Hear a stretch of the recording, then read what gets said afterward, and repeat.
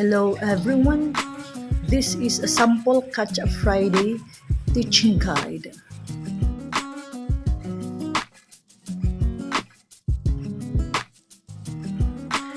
Catch-up subject, English, grade level, grade 6. The sub-theme is National Reading Program. Date, February 16, 2024. Duration, 90 minutes. Time allotment as per DO 21, Series 2019. Session title, Evaluate narratives based on how the author developed the story elements. Subject and time, English, 8 to 9:30 a.m. Schedule as per existing class program. Session objectives.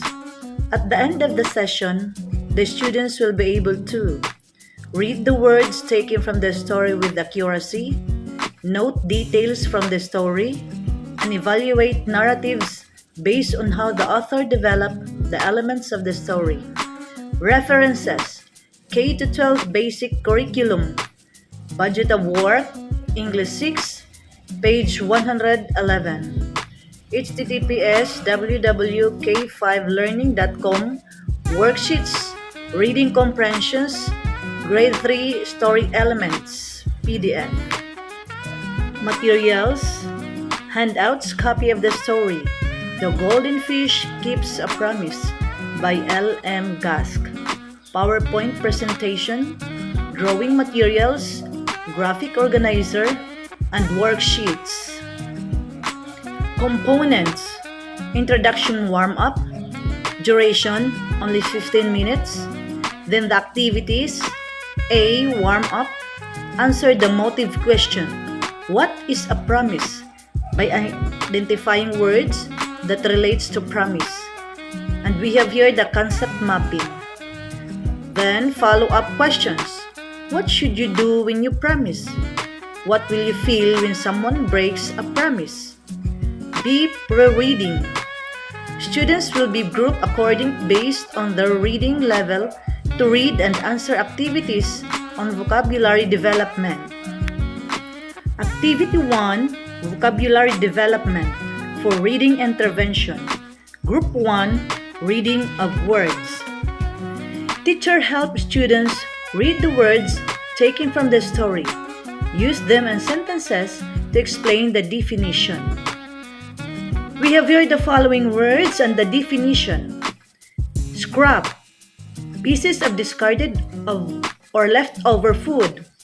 Creator, anything created like human or animal, either animate or inanimate. Adventure, an exciting or a remarkable experience. Mouthful, many or as much as a mouth will hold. Hurry, to move fast.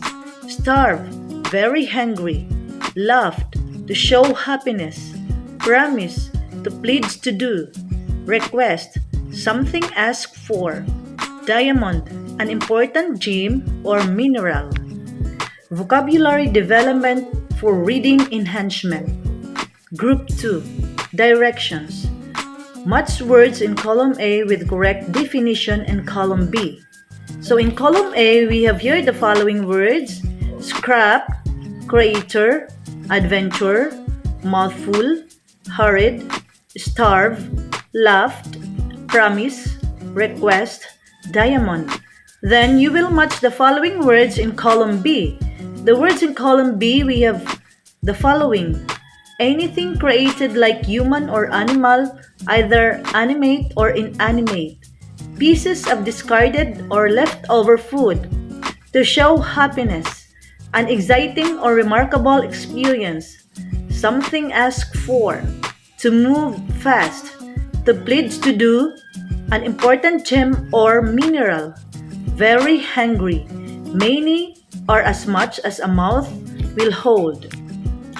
Then, ask pupils to complete the sentences using the given words. Number 1. Let me go, kind fisherman. The little blank cried. Number 2. He hooked a small golden fish with eyes as bright as blank. Number 3.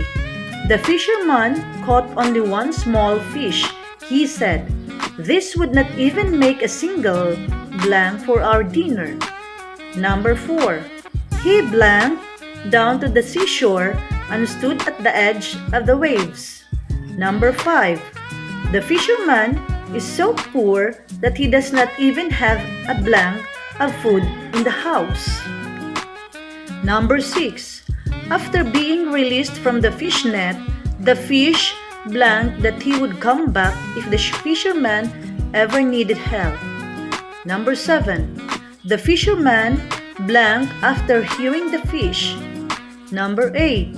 He went home and told his wife about his blank on the sea. Number 9. You let the fish go?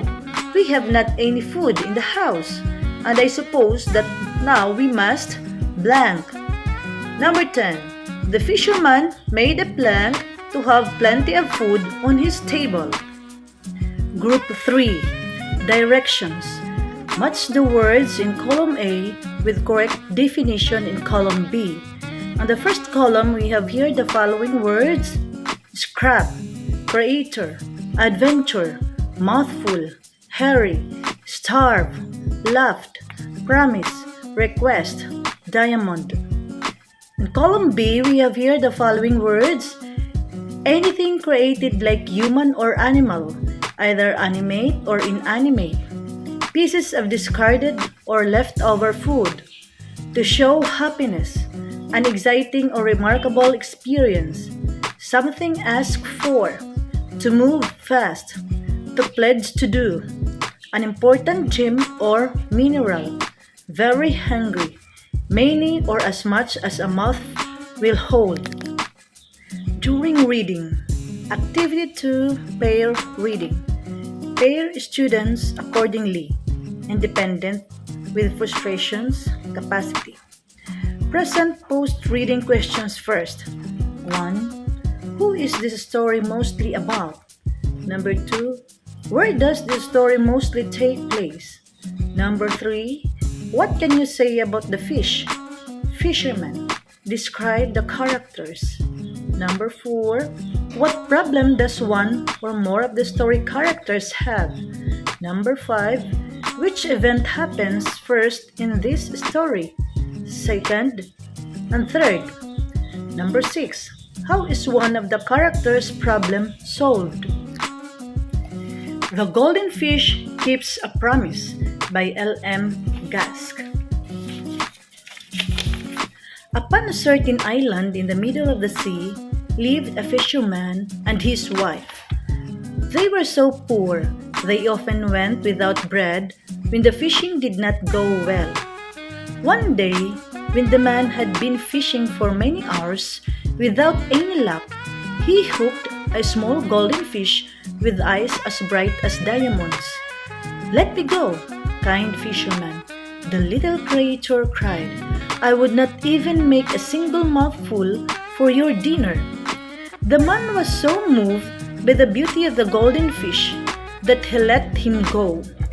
Before he swam away, the fish promised that he would come back if the fisherman ever needed help.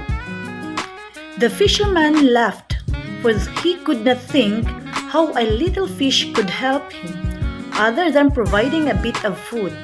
He went home and told his wife about his adventure. "What?" she cried.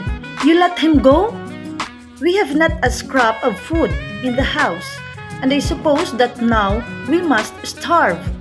The fisherman's wife continued to fuss at him until, finally, he decided to go and put the little fish to the test.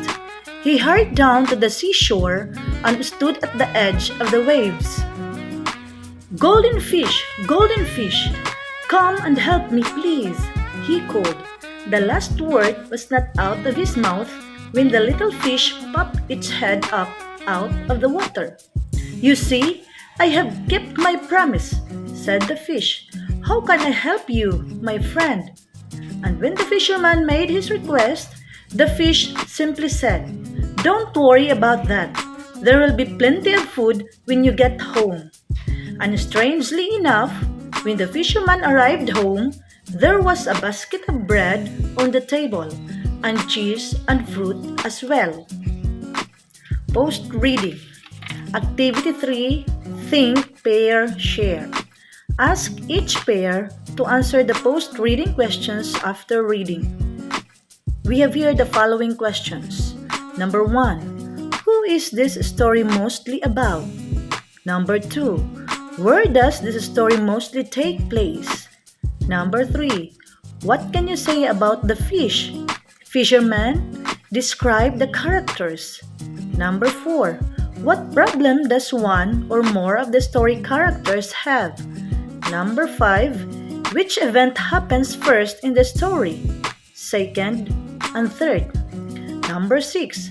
How is one of the characters' problem solved? Teacher will present the questions and ask students to share their answers in class. Reflection. It is 30 minutes. Activity 4. Gallery walk. Group students into 4. Each group will be given a maximum of 5 minutes to go through each station and perform the indicated task. First station. Reading. Ask the group to read the words taken from the story. On the second station, it is about sequencing events. Sequence the pictures that shows each event from the story. Then, retell the story based on the picture. Third station, characterization. Using the given worksheet, draw yourself on the other half of the picture. Then draw one character from the story on the other which relates to yourself. Fourth station. Answer the question, what is the moral of the story?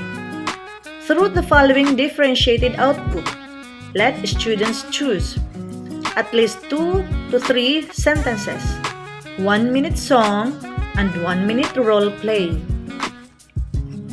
Wrap up. It is 10 minutes. Ask the following questions in class. If you were the fisherman who is poor and starving, will you listen to the request of the fish to let it go? Why or why not? Will you believe that the fish will fulfill each promise someday? Next is differentiated activities. Reading enhancement.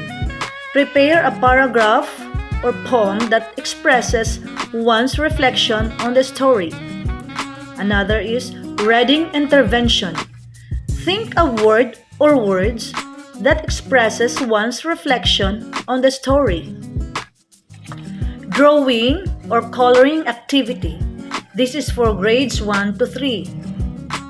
While on journal writing, that is for grades 4 to 10. This is about 10 minutes. Activity 6. Writing a promise. Directions. Choose from the given situations, then make a journal. Here are the situations. A. Imagine that you are like the fish in the story. Where will you experience problem or difficulties in life? What will you tell yourself? B. Imagine that you are the fisherman in the story, where someone make a promise. What will you tell yourself? For journal writing, ask the students to trace their right hand on a piece of paper. Inside the drawing, on the palm, make a promise to yourself about your chosen situation.